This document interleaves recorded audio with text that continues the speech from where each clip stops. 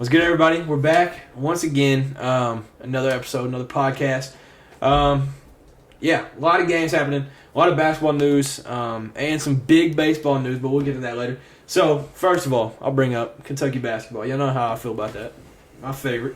So, Big Blue Madness sold out. So, that's amazing because it's the first one that they've done where they've done the camp out since before COVID. So, I think it's awesome that it's sold out. It's going to be crazy, packed. I mean, what more can you ask for? Biggest stadium in college basketball, and it's sold out. So, that's pretty dope. But Kentucky has finished the basketball schedule. Finally. We waited this long. I haven't even known the schedule yet. But let me find some of these non-conference games because I want your thoughts on this because our non-conference is very tough. So we've got Gonzaga, right? That's one of them. Michigan State, UCLA, Louisville, Kansas. Dang. Yeah, that's got to be one of the toughest schedules in the country. A couple of them are neutral site, but we do play at Gonzaga, or in Washington. It's not at their arena. But so we'll have Kansas at home, Louisville at home. The rest are neutral site or away. So it's pretty tough. Yeah, it's going to be rough. Tough little non-conference matchups. But. Yeah. But so there's also some rumors. Some of the old heads might like this. Not a lot of us have seen this, but Kentucky and Indiana used to have a rivalry going. Because it was two historic programs, whatever. The last one was in 2012. Everybody's seen it. Christian Watkins, I think was his name, hit the shot on Anthony Davis, hit the buzzer beater, and they beat us. So that was the last time we did this series. But Mike Woodson, I think is his name, the coach in Indiana, he said it will be renewed very soon. And then John Calipari hinted at it. He didn't say anything about Indiana specifically, but he said there will be big news about future basketball games or something. So I think it'll be announced soon, which I think would be really cool. They kind of need it more than we do. I ain't gonna lie. We play enough tough teams, but I think it'd be cool to have that. So it'd probably be a home and home. Or there's people talking about we might play it in Louisville or Indianapolis. So I don't know. We'll see. But some NBA stuff. Obviously, Kentucky pumps out a lot of dudes in the NBA, but Tyler Hero just signed an extension with the Heat. 4-year, $130 million. It's a lot of money. A whole lot of money. But that makes him the 10th former Kentucky player with a contract over $100 million. So if you're a recruit, why don't you come on to Lexington? That's a lot of money between some NBA players. Man, that's crazy. But no, y'all definitely have put out the players in the NBA, to say the least. Yeah, and that's 10 dudes. There's probably another 25 or 30 that are under that. That's just the dudes making over $100 million. Yeah. So there's a lot other than that. You got, Rondo. The Harrison twins have been in and out. But there's just so many dudes. Emmanuel Quickly, Nick Richards, P.J. Washington. There's so many of them. But, yeah, I think it's dope. Yeah. Tennessee basketball, man. It's been a little bit since we talked Tennessee basketball. But we played Gonzaga October 28th in a charity exposition in Texas. That's pretty dope. So both our squads will play Gonzaga. And they're definitely one of the hot teams in basketball right now, college basketball at least. So they just keep getting recruits. Yeah, and I'm excited. Yeah, that'll be a great game, especially start out the year because that's literally in a couple weeks, 2 weeks, 22 days. 22 days. Okay, 3 weeks. Yep. Over there. Yeah, that's crazy. But I do like that they're doing it in Texas too because it's right. So it's neutral kind of yeah. But yeah, that'll be sick. How you feel about that game though? Going into it, y'all got Ziegler back. Yeah. Y'all got what was the forward last year? Josiah James. Yep. So y'all got him back. How you feeling about it though? You think y'all get the dub? Dude. They did lose Chet. Yeah. I think they lost Nimbard. So they lost some guys too, but you think y'all get the dub? I don't know. I feel like I should be confident to say that we'll get the dub, but they lost players. We lost some players, but they got some players back. We got some players back. I don't know. I feel like we just gotta watch and see. Yeah, good test early. Something good to start the year to kind of know what we're doing. Yeah. So yeah, definitely. That'll be a tough game to start out, but so some NFL stuff. Bengals versus Dolphins, very much anticipated battle between Tua and Joe Burrow. So, well, first of all, in college, we've talked about it before. That game that they played in 2019, That like game alone has 33 players that are in the NFL now, which is insane. That's crazy. Like that game had Jerry Jeudy, Devontae Smith, Tua, obviously, Najee Harris, Joe Burrow, Jamar Chase, Justin Jefferson. That's only offense. That's not even all the offensive players, but that's just some of them. That's insane. That's an unreal college football game. But so that game ended up 27-15 Bengals. Largest crowd in Bengals history, 67,260 people. So that's sick. It's week 4 or something. That just shows Bengals fan base is hype about this season. No matter they started out 0-2, they're still going to show out. So Tua went down with a scary injury. We're a little bit late on it because that was Thursday. So it was a head/neck injury. That's what So the week before, y'all probably saw it. They claimed it was a back injury, but it was like a concussion. Right. They didn't want to say that. He played the whole second half. Took a scary. It wasn't even a big hit. It was just a scary scene because his body kind of locked up. Yeah. But yeah, he ended up being released later that night and was able to return to Miami with the team. And head coach Mike McDaniel said he sat with Tua on the plane on the way home and they watched a movie and he was able to laugh throughout it and acted completely normal. So that's definitely a good sign for Tua. But he'll obviously be out. They've already announced him out for the Jets. Completely understandable. Yeah. Everybody would predict that. But the Bengals look good outside of that though. Before that injury and after. Dolphins played well without Tua, though. I will say that. Teddy stepped in. Teddy B stepped up. Teddy Two Gloves, man. He went crazy. He had some really good plays, though. Yeah. Yeah. Back to Tua, like you said, scary thing, prayers that quick recovery, but I don't think it was so much of I'm not saying it wasn't a hard hit. I mean, you got a 300-pound lineman. It wasn't your typical, hard. But I think what led to this happening, this injury, again, is the not so well communicated of his injury last week. Yeah. So I feel like this kind of triggered it more easier than him just getting sung down if he wasn't hurt the past week. You know what I mean? Because last week he hit his head hard. When he hit the ground, and then he couldn't even walk, and they wanted to play him. So they're talking about concussion protocol changing in the NFL. I don't really know the news on that yet, but yeah. So there's probably going to be a new rule change for that. That's crazy. I'm glad Tua is okay because I feel like it could have been a lot worse. Yeah, I thought it was I thought honestly his career was over. When he was laying down, froze like that, I was like, dude, it might be done. But it's nothing even against the Bengals player. He was just making a football play. Didn't do anything dirty. He just tackled him, wrapped him up, pulled him down. It's on the Dolphins organization. Right. Because I've heard there's been a lot of people talking about potential suing and firing coaches and trainers and stuff. I heard that. So that's crazy, scary. but glad he's okay. Yeah, at least he's all right. But all right, Vikings and Saints. They played in London. Pretty dope. Kicked off 9 o'clock our time, but it's all right.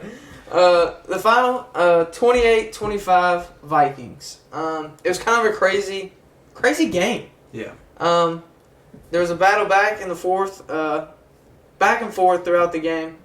Towards the end, Will Lutz, Saints kicker, hits a 60-yard field goal to tie it at 25. It was just a bomb anyways. Yeah, just a complete nuke. Yeah. And then Greg Joseph from the Vikings hits a 47-yard field goal to take the lead, 28-25. Then the Saints march down the field with 24 seconds left, no timeouts, and have a chance at a 61-yard field goal at the end of regulation, and it hits the crossbar. Yeah, upright and the crossbar. Yeah. So double. But he had the distance. Yeah. So, but yeah, that's an insane ending. That many field goals at the end. Kickers are slept on. And these dudes had a battle. Almost 2 60-yard field goals in the same game. Yeah. That's wild. That is wild. But yeah, it was pretty dope that they played in London and the crowd was packed. Yeah. So that was pretty cool. So next, Patriots versus Packers. It was at Lambeau, but I wanted to talk about this because there's a little Kentucky connection. So the Packers won 27-24 on a game-winning field goal from Mason Crosby in overtime. But former Western QB that we've talked about, Western Kentucky University, Bailey Zappi, we've talked about it before, broke tons of records. He gets the start because Mac Jones got hurt. He went 10 of 15, 99 yards, and 1 touchdown. And the 1 touchdown he threw, Devontae Parker. So Louisville alum from Louisville. So I think it's pretty dope that he got the ball out. He shared the field with Hoyer a little bit, but he got to play a lot, and I think he played well. Dude, that one touchdown he threw, that was like beautiful. Nice. He lofted it up, but I mean it was like on the money because it didn't need. It didn't need to be a bullet, nothing crazy. I mean, put it right there. Good touch. Yep. Man, I was like, wow. Yeah, that's an NFL throw. That putting that touch he on looked good. I'm not gonna lie. He looked confident. 10 for 15, first start. Like, yeah, that's solid. And like whenever I think it was his first play when he got thrown in, it was like inside the 5 when he got thrown in. So he's got to like make something happen because he can't get a safety. Yeah, he just made stuff happen though. I feel like towards the end, I feel like they should have gave him more chances. Even the announcer was saying they kept running the ball, and they're like, I think Tony Romo might have been one of the announcers, maybe. I don't know, but they were saying, at some point you got to give Bailey Zappi a chance, not just running it all the time. But I think he played well. And another connection to Kentucky, Damian Harris is from, was it Berea? I think that's where he's from. Played at Alabama, but I think Bailey Zappi played pretty well, especially for his first game. Right. But so Rams at 49ers. This is kind of like a rivalry at this point because it's the rematch of the NFC Championship. The Rams won that game. Obviously, they went to the Super Bowl, but they won that matchup after losing 5 straight before that to the 49ers, which I didn't know they were dominating like that. I had no idea. But the final was 24-9, 49ers. They look good. Not gonna lie. 49ers look tough. Jimmy G looks good. I don't know if the 49ers look really good or the Rams just looked really, really bad. They looked bad week 1, and they probably, they're a lot worse than people expected right now. But felt like the 49ers owned the game. Yeah, really. They were destroying for the most part. But they struggled to score a couple times, missed field goals, different stuff like that. They stayed up 8 for the longest time, which one possession. So you're giving them a chance. Yeah. So they were up 17-9 with 6:30 left in the game. They jump a screen, pick 6. So that gives them the lead, 24-9. The rest is history. It just played out, and so that was the final. But it was a great play because what it was I was watching the Manning cast, so they had to break it down a little bit. But they had Higbee running out, obviously not running a route. He was just going straight to DB trying to block him. Mm-hmm. Inside DB, read it, just jumped it, and then made the easiest touchdown. It was just a great defensive play, really. He just had to walk from there. He didn't even have to run it in. It was just wide open. But, just to show how much Jalen Hurts has been balling out. Everybody knows Eagles are undefeated. Were they 4-0 now? I believe so. I don't think they've lost. The only undefeated team left. If he were his own franchise in the NFL, Jalen Hurts, he would have the 11th best offense between his passing and running game. That's ridiculous. There's just his stats. Yeah, if you take away the entire Eagles team, him passing and him running, he would have the 11th best offense in the NFL. That's crazy. Yeah, that's insane. So he's that's better. He alone is better than 21 offenses. That's ridiculous. You cannot let that happen. But he's been balling out. Yeah. Everybody was curious how he would do in year 2. When picked up receiver. Good draft picks. So I've seen people have been talking about this. So, I want your opinion. All right. Jalen Hurts, does he claim Alabama? Or does he claim Bama. Oklahoma? Yeah, Bama? Yeah. Okay. That's where he spent most of his time. See, that's what I thought too. I felt like. But in his Senior Bowl, he did wear that helmet that was one side Oklahoma, one side Alabama. Yeah. So I think he just kind of claims both. I don't know. But if you had to pick one, I would say Bama. He won a ring there, so right. Or 2 maybe. I don't know. But yeah, but I would say Alabama. That is a good question. Though. I don't know because he did ball out at Oklahoma too. Yeah. Who knows? All right, MLB. Aaron Judge. It's been the talk. Kind of interrupted, some of the football games. Yep, definitely interrupting football. But just trying to watch football. I mean, this is cool, right? This is history. But hey, I don't know what I was gonna say. Bruh. Anyway, Aaron Judge gets 62, now leading the American League in home runs in history. Yeah, pretty I think crazy. That dates back to Roger Maris in 61. Yes. 1961, I think was when he hit it, but that's insane. I don't know who he's chasing now. I don't remember. Next would be, I think, Sammy Sosa. I think he had like believe 68 something like that. or something. Yeah. I don't know if he gets that, I'm gonna be honest, but Yeah. because then it's And like Sammy Sosa, then McGuire, then Barry Bonds was number one. Yeah. One fluke year in like 2001. Just he had Wasn't like like 73 or Yeah, something. it was like 70 something. But I don't know how many games they have left. Like, I think they might 4 be or in their 5, last maybe. regular season game now. oh, But okay. they'll have playoffs. But does that matter? Like, does that count towards it? Or I'm is not it just sure. the regular season? I think it might just be regular season. But still crazy. Insane. I never thought we'd see anything like it. Congrats to Aaron Judge, dude. That's sick. I'm I glad was we got to looking, be here to see it. At who's in second, I can't remember who the person was, but he had like 47 or like 48. It was like he's so far ahead of the rest of the league in home runs. But yeah, it's something we'll probably never see again. Yeah.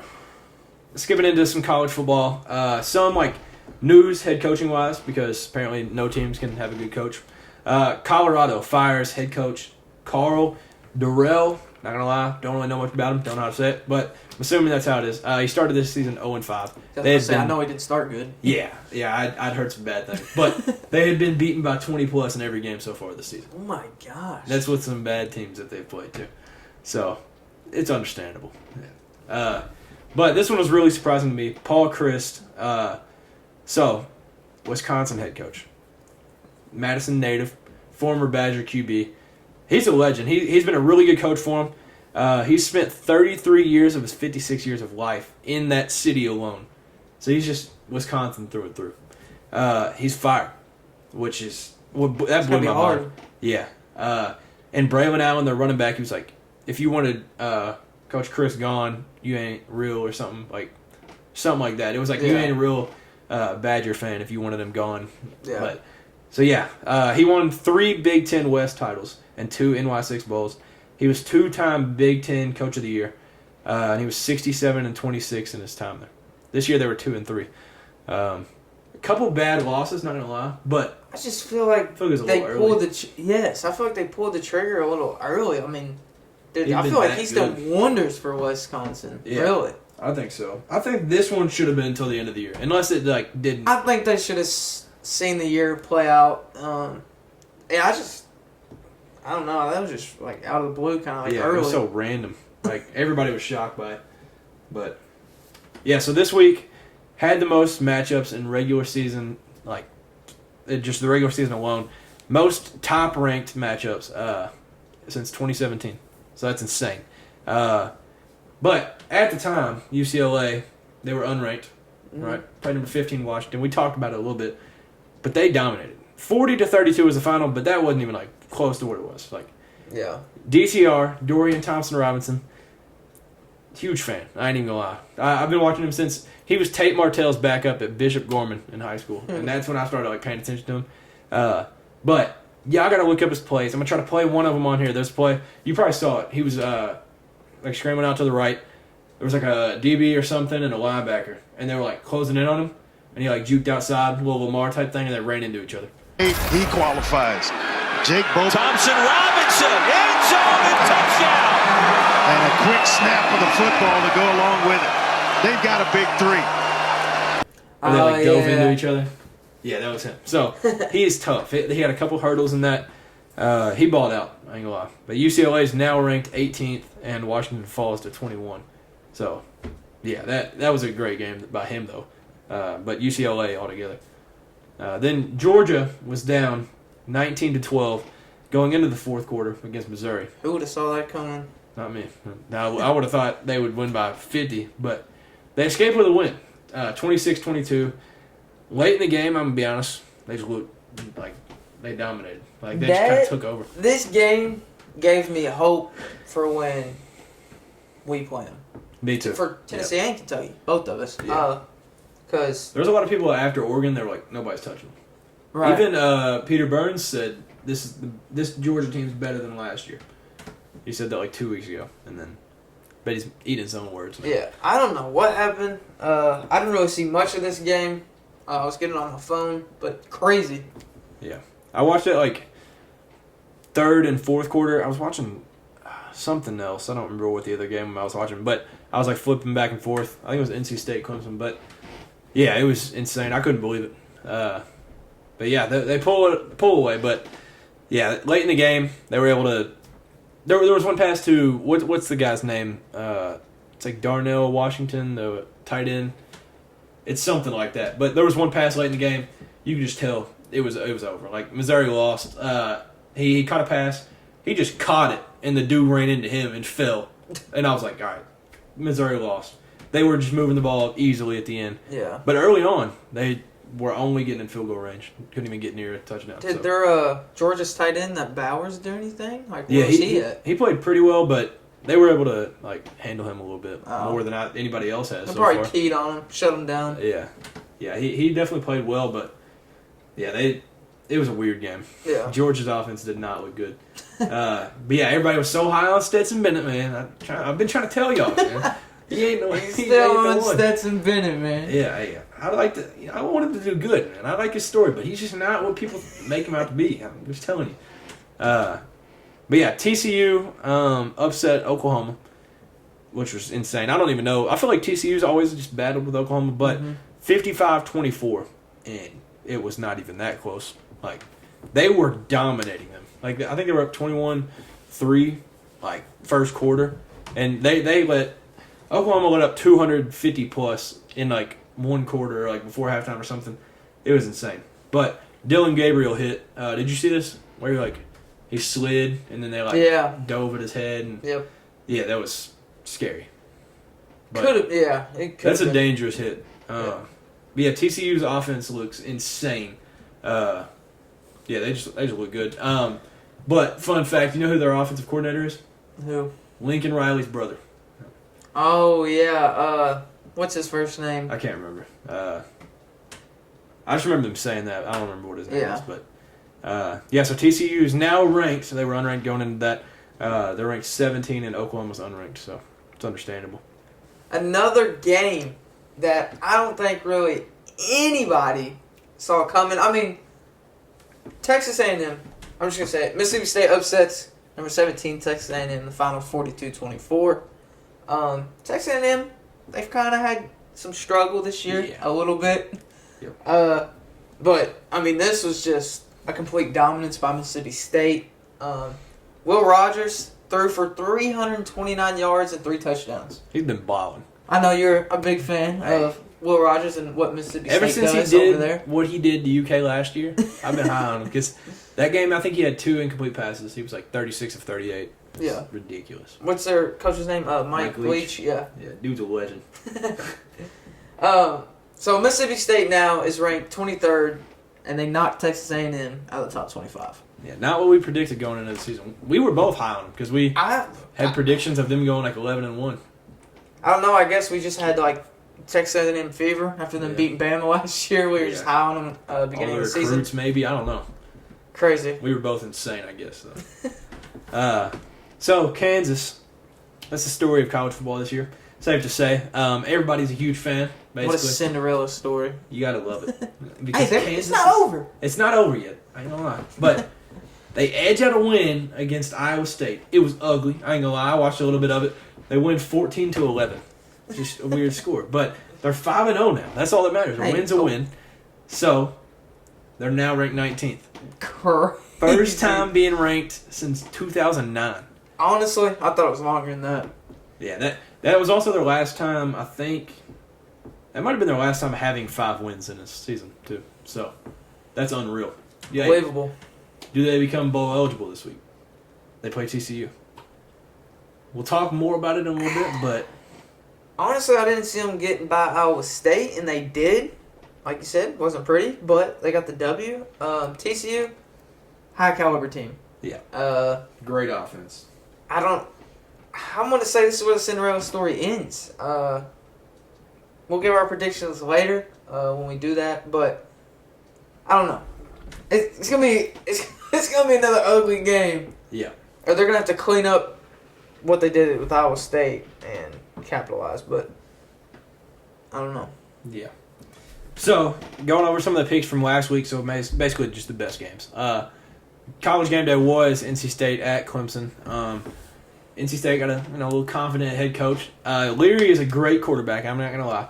But Clemson was able to edge it out. They were a 6.5 favorite going in. Final was 30-20. I said 34-24 Clemson. You said 26-20 NC State. So neither of us are far off on picks. But they extended their home winning streak. That ties Florida State with the longest home winning streak in ACC history with 37. That's a long home winning streak. Wow. But yeah, Clemson played great throughout the game. They were missing something like 7 starters or something. It was crazy. But they played great while missing them. NC State showed flashes of being like a top 10 team. They looked good, but Clemson's defense was able to step up when they needed to. DBs played great. They were able to get to Leary, sack him a few times. But yeah, it was a good game overall. Yeah. Number 2, Alabama, and number 20, Arkansas. Alabama was a 17.5 point favorite. Yeah, we thought that was a lot, but the final, 49-26. Alabama wins it. You said Alabama 41-30. I said Alabama 41-17. both right. So A little bit both off, right but on the pick. Score's a little off, but fairly close. Bryce Young goes out with a shoulder injury. It was scary. Because it wasn't even like a crazy play. You just threw it, landed on it wrong. And Right. I think it was just like one of those freak things, kind of. yeah. But I think that's how you say it. Jalen Milrow. Milrow, okay. Tough. He comes in. I love that last name, actually. So he comes in when it's 14-0 and leads the Tide for the rest Yeah. of the game. To say the least. Yeah. Because he balled. He went crazy. Yeah, dude went berserk. I mean, that's just an understatement. Yeah. But Alabama blows a 28-0 lead that turned into 28-23. After that, never looked back. Yeah. They gave picked it up. one field goal after that. Yeah. And they put another 21 on the That's board. that Nick Saban. That Nick Saban coaching. Exactly. But yeah, Milrow, I don't know how long Bryce Young's out, but they'll be fine. Yeah. But yeah, his first play in, what was it, 3rd and 15, I think, and he ran for like 60. Yeah. If that's your backup, you know you're doing something right. Well, Alabama said that if 5-star goes out, they got a 5-star to replace him. Yeah, they don't. They just. Well, what am I looking for? What's the word I'm looking for? They just fill it in. Reload. They reload. That's what I'm looking for. Obviously, they recruit really well. Yeah. They just reload with another insane quarterback. But yeah, next game, number 9 Oklahoma State went to number 16 Baylor. Baylor was a 2.5 point favorite. I was high on Baylor just because I like them from last year. So I took Baylor 37-34, and you took Oklahoma State 45-24. Oklahoma State won 36-25. Very balanced game from the Cowboys, I ain't gonna lie. They ran it a lot, passed it a lot. Only 1 turnover, and then they also forced 1 or 2. I don't remember what it was, but they played good. I don't remember. I think they have a few returners, like quarterbacks, running back, a couple wide receivers, but they're a team to look out for in the Big 12 for sure. Yeah. Number 22, Wake Forest. Played number 23, Florida State. Florida State was a 6.5 point favorite. Wake Forest escapes with the win, 31-21. You said Wake Forest 45-31. I said Wake Forest 35-21. So we're both right. So both right on the pick. We're both not high on Florida State still. Sam Hartman was 22 of 34 with 234 yards and 2 touchdowns. Hey, that's my guy right there. He played well. Yeah. Micah Pittman played well for the Seminoles. Yeah, y'all know who that is too. Michael Pittman's little brother for the Colts. Yeah. But yeah, so it just runs in the family, I guess. Yeah. Yeah, he had a couple good returns though. I ain't gonna lie, punt returns, kick returns. So he's just balling. Yeah. I forgot he played for Florida State. They transferred from Oregon. Okay, that's what it was. I think this is Maybe his that's what I'm first or thinking. second year. But yeah, he's Was that a playing good? Was that a good transfer? Like transfer? a good idea. Thank you. That's the word I was looking for. Maybe, I don't know. It's looking good for him. I mean, yeah. I mean, he's balling out. Yeah. But Florida State, it's just not the Florida Nobody. State that It's not the Florida State of 10 years ago. the unis Tough. hard. The crowd, dope. Yeah. But the team, not so much. But I'd like to see them be good. Get back to what they were. Right. Getting straight into it. A little hurt. I ain't gonna lie. So, first time the Cats and Rebels have played each other when they were both ranked since 1958. which is insane. Obviously, they're a West school. We only play them every so often. But number 7, Kentucky, went to number 14, Ole Miss. Ole Miss was a 6.5-point favorite. Cats covered, but didn't get the dub. We fell to the Rebels, 22-19. I said Kentucky 27-17. You said Kentucky 23-18. So you were right. I know y'all remember that. I was talking about that weird score. Yeah. Yep. He's had. You should have chose Ole Miss so it would have flipped and been Kentucky. Yeah, that would have been insane. Yeah. So it was a controversial ending. Not gonna lie. Y'all let me know. I think it was the most obvious targeting miss in football history when Will Levis ran for it on, I think it was 3rd and 2, maybe 4th and 2. He got the first down. Oh, yeah. He was like falling backwards, and dude literally just hit him helmet to helmet.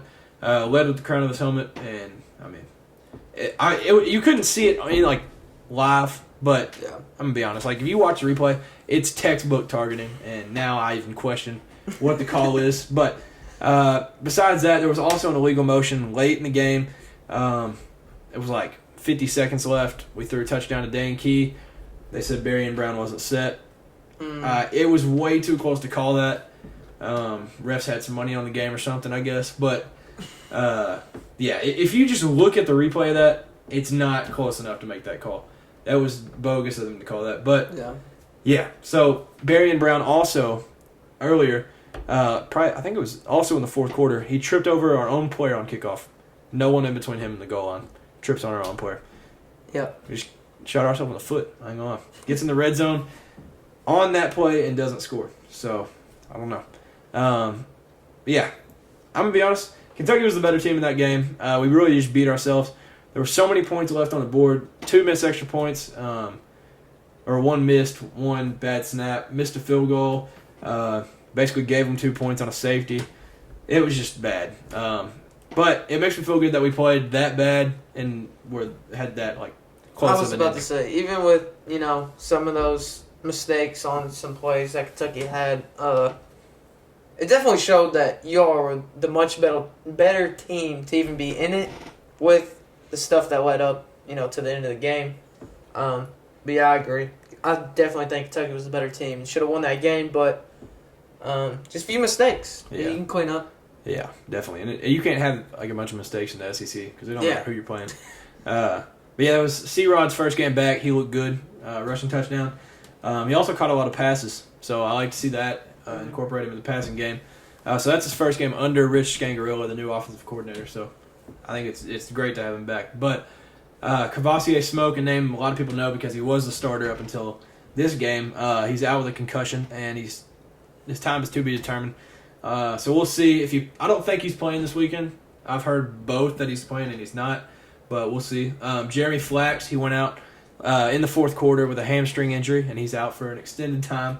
And then Jaquez Jones, top 3 defensive player, he's out for a long time, and they're just hoping he's going to be back by the end of the year. He had some injuries. Yeah, big time. His was, I don't know exactly what it was. It was like ankle, something like that, foot maybe.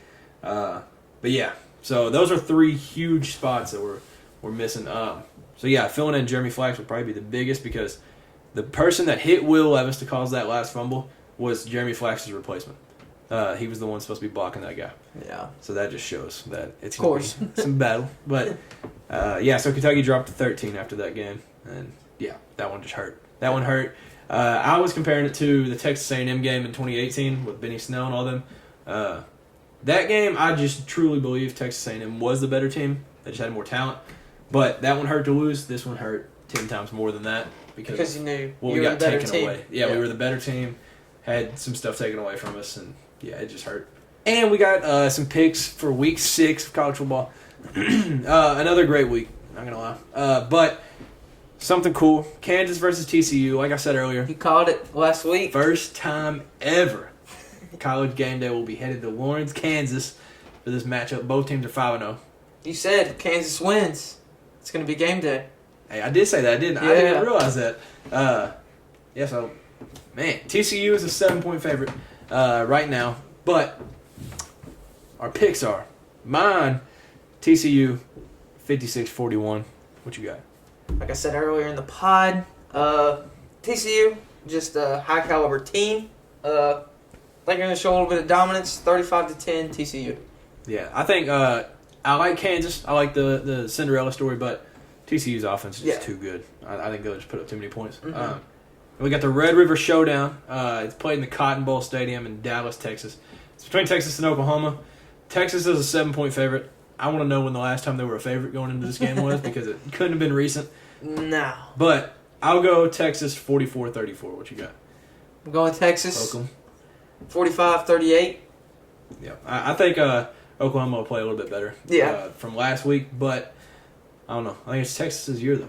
I'm not gonna lie.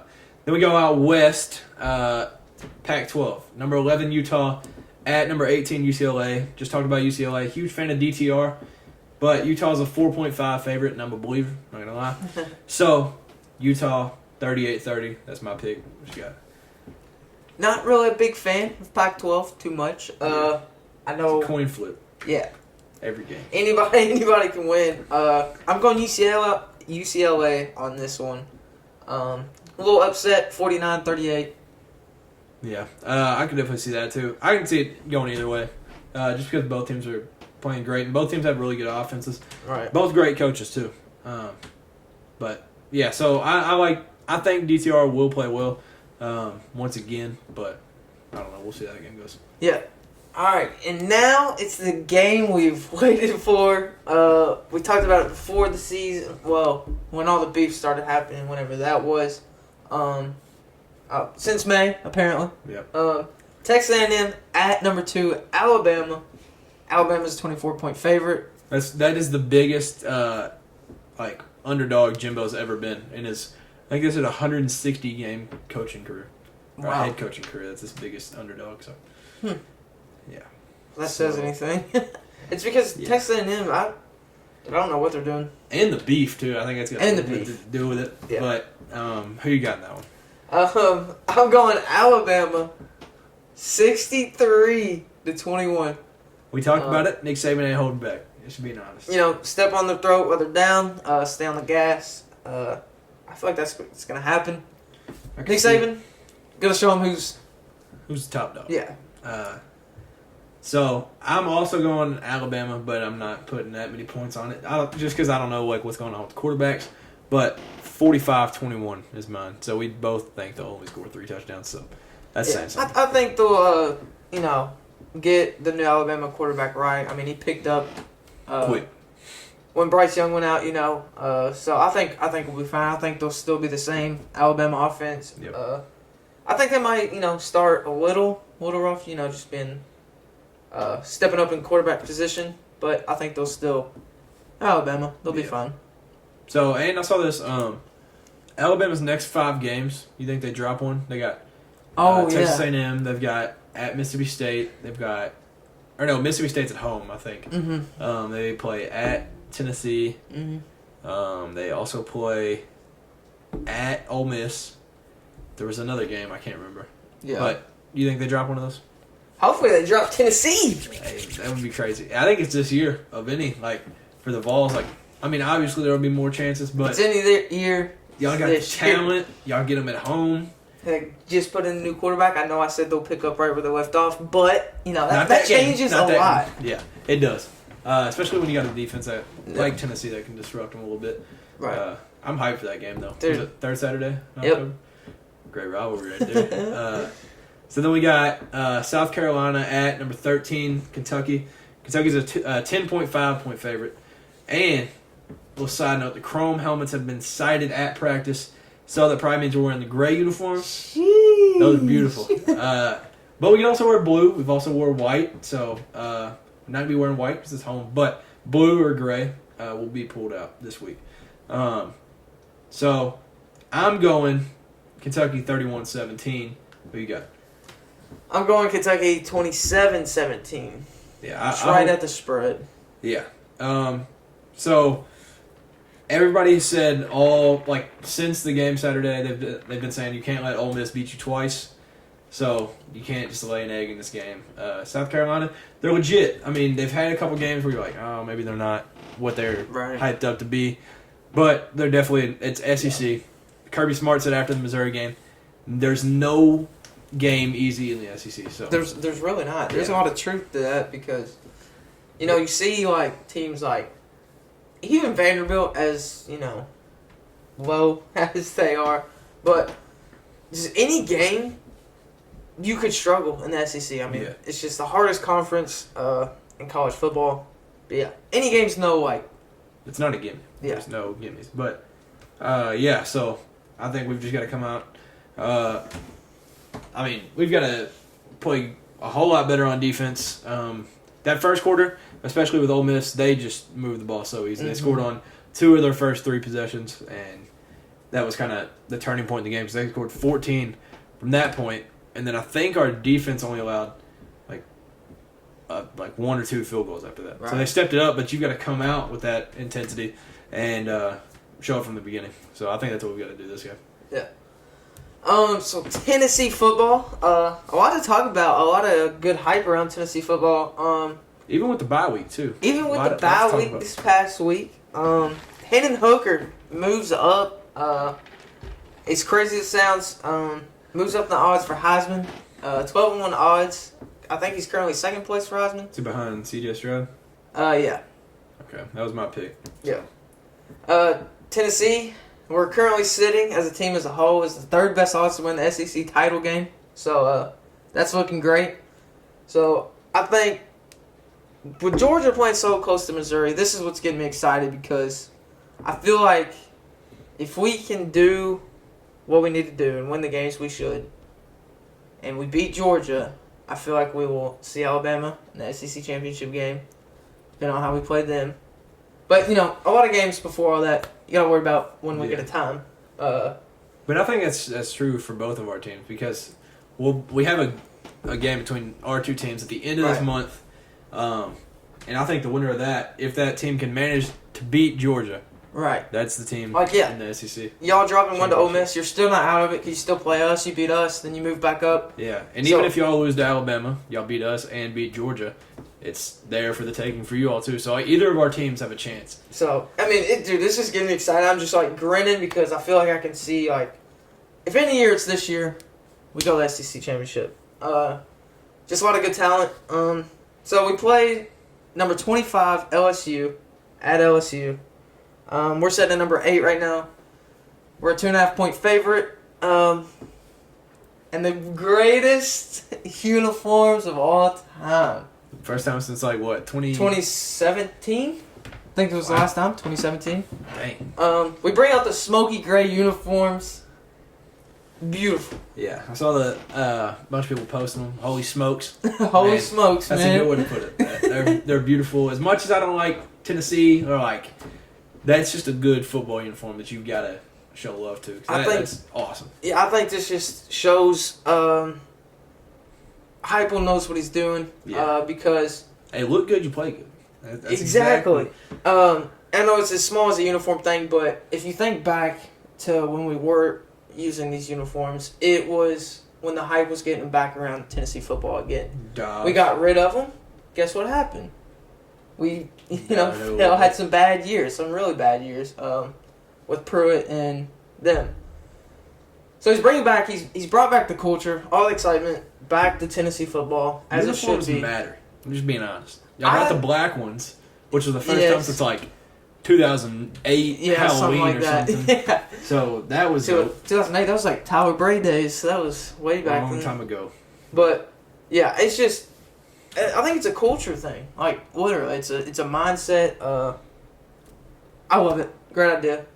So who do you have for this game? I'm taking the Vols, 41-28. I haven't seen enough from LSU that makes me want to pick them. Before the season, I said it was maybe going to be a tough game, depending on how LSU showed out in the first few games, but nothing impressive. They played who is it? Auburn. They played Auburn really close last week. Needed a miracle to get out of that one, so I'm just taking Tennessee in this one. I'm going Tennessee as well. 38-24, giving LSU a little benefit of the doubt, scoring 24, being at home. But I'm taking the Vols. Hopefully we can get out of, Death Valley with a win. Yeah. And remain undefeated. Oh, yeah. I don't know if I said 41-28 is my final, but yeah. I don't know. Yeah, with the Vols. So, some cool facts before we wrap up the podcast.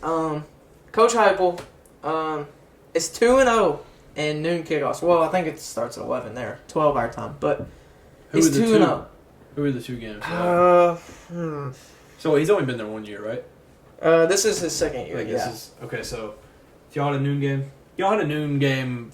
No, Not this game. year. It had to be. I guess So- 2 of them was last year. I guess. Akron was at night. This year. I Ball don't think State we was at night. haven't had a noon game yet. I don't think so. Yeah, I don't think so because when they announced this was noon, I was like, noon? I was Yeah. like, that's weird. But he's 2-0 in noon Cook-off. kickoffs. Kid's tired. He's 6-1 coming off bye weeks. So that's great Those news. are both good stats for him. makes me feel good. Yeah. So that's it for Tennessee football. Yeah, and that is also it for college football this week because it's all that matters. That's just these games. But yeah, so you got any last closing remarks? I think that's it. Yeah, that's it for me as well. Let's get into some football this weekend. Have a great Sir. time. Taking L's in fantasy, continuing on. So thank you all once again for tuning in. Subscribe, like, comment, all that jazz. But Yep. yeah, so that's it from us. Fall Nation, stay loud. Go Cats, man. See ya. See ya.